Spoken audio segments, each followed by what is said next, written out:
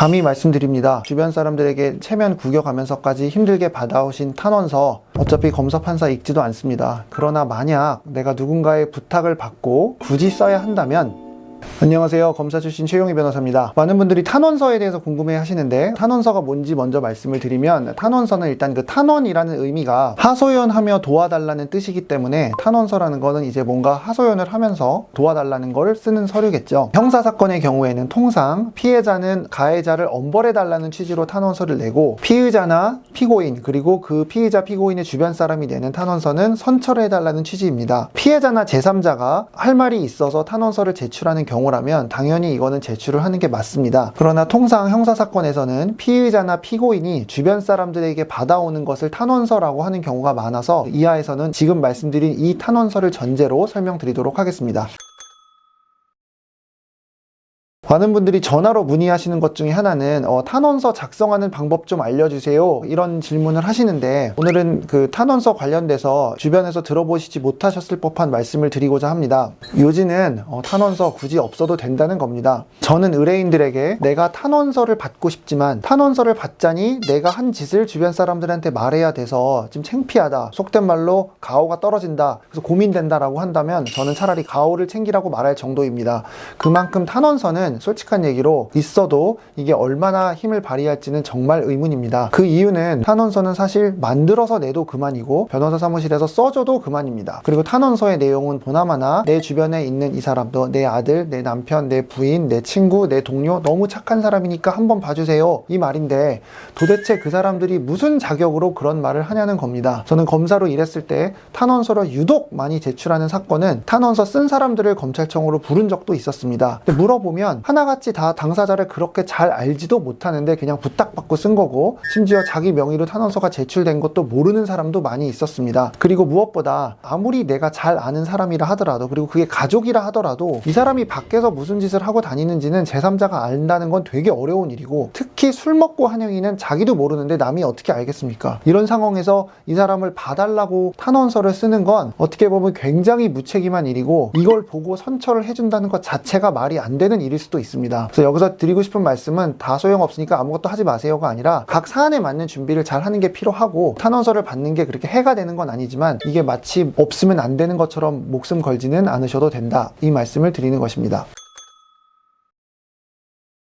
굳이 탄원서를 받을 거라면 제가 지금부터 말씀드리는 내용들을 조금 반영을 하시도록 노력을 하셨으면 좋겠습니다. 탄원서를 쓴다면 어떻게 하는 게 좋겠다는 말씀을 제가 지금 드리지만, 이 말은 탄원서를 이렇게 해서 잘 준비하세요가 아니고, 그만큼 탄원서는 안 중요하니 탄원서 말고 내 사안에 맞는 준비를 하는 게 우선이다. 근데 그 중에 하나를 굳이 탄원서를 쓴다면 이렇게 하세요라는 의미이니까 그 정도 선에서 이해해 주셨으면 좋겠습니다. 네, 우선 첫 번째로는 사건과 당사자와 내가 어떤 관계인지를 먼저 쓰는 것이 필요합니다. 친구라면 뭐 언제적 친구이고, 직장 동료라면 뭐 얼마 동안 알아온 사람이다라는 것을 써서 내가 이 사람을 잘 안다는 것을 보여주는 게 필요합니다. 그런 관계를 먼저 표현해 주는 게 좋고, 그 사람이 한 잘못된 행위가 뭔지를 좀 특정하는 것도 좋습니다. 지인이라고 해서 무조건 이 사람을 감싸는 것은 별로 도움이 되지 않습니다. 그냥 단순히 두루뭉실하게 저도 이번 일을 듣고 정말 깜짝 놀랐어요, 이렇게 쓰지 마시고, 이 사람이 한 행위가 뭐고 내가 이 사람의 지인이지만 이런 행위는 누가 봐도 잘못된 행위이기 때문에 이거에 대해서는 비판받아 마땅하다라고 해서 아닌 건 아니라는 거를 명확하게 표현해 주는 것도 중요할 것 같습니다. 피해자가 있는 사건이라면 피해자가 입었을 고통에 대한 언급을 하는 것도 너무 중요할 것 같습니다. 내가 이 사건의 피해자여도 나도 너무 화가 났을 것 같다 하는 점들을 통해서 내 지인인 가해자보다 피해자를 먼저 공감한다는 말이 들어가는 것도 좋을 것 같습니다. 그리고 검사와 판사는 피해자가 아니라는 점도 아셔야 할 것 같습니다. 따라서 검사와 판사에게 죄송합니다, 잘못했습니다 라고 하는 것보다는 피해자는 실제로 가해자가 피해를 가한 그 사람이라는 것을 잊지 않으셨으면 좋겠습니다. 그리고 판단자들이 중요시하는 것 중에 하나는 이 사람이 앞으로 재범하지 않을 것인가에 대한 부분인데, 이 부분에 대해서 내가 어떤 도움을 줄 수 있는가도 적어주신다면 더 도움이 될 것 같습니다. 또 많은 분들이 물어보시는 건 얼마나 길게 써야 되냐, 타이핑 쳐야 되냐, 이런 질문인데, 너무 길게 쓰는 거는 추천드리지 않고 굳이 양으로 표현한다면 한 장에서 많으면 2장 정도가 좋을 것 같고, 아직 이거를 읽는 분들은 좀 올드한 형식에 익숙한 사람들이 많기 때문에 타이핑보다는 잡피를 추천드리고, 부디 큰 글씨로 줄 간격을 좀 여유롭게 넣어서 쓰시기 바랍니다. 어차피 안 읽는다는 생각을 하시고 한 줄이라도 나는 눈에 들어오게 하겠다 이런 생각으로 하셨으면 좋겠습니다. 그리고 꼭 피했으면 하는 탄원서는 대표가 쓰고 뒤에 이 탄원서에 저도 동의합니다 라고 하면서 사람들 이름 명단만 쭉 쓰고 이름 쓰고 사인만 받아오는 경우가 있는데, 이런 경우는 정말 성의가 없어 보이기 때문에 가급적 이렇게는 하지 않으셨으면 좋겠습니다. 그 다음 최악의 탄원서는 앞에다가 존경하는 판사님께 지금 이곳은 날씨가 많이 추워졌는데 판사님이 있는 곳은 어떤가요? 판사님의 뭐 자제분들은 뭐 어떠신가요? 뭐 이런 식으로 어떤 쓸데없는 공감대를 형성하려고 하는 분이 있는데, 그런 경우는 오히려 도움이 되지 않으니 그러지 마시고 바로 본론으로 들어가셨으면 좋겠고, 또 하나의 단골 질문은 존경하는 이라는 말을 써야 되나요?인데 뭐 써도 됩니다. 그러나 뭐 진심으로 존경하는 거 아니잖아요. 그래서 다 알아요. 진심으로 존경하지 않는다는 거. 그렇기 때문에 꼭 안 쓰셔도 상관없고, 내가 이 사건에서 어떤 관계인지를 먼저 쓰셔야 됩니다. 저는 이 사건의 당사자인 누구의 초등학교 친구입니다. 이런 식으로 내가 누구인지를 먼저 밝히시는 것이 좋을 것 같습니다.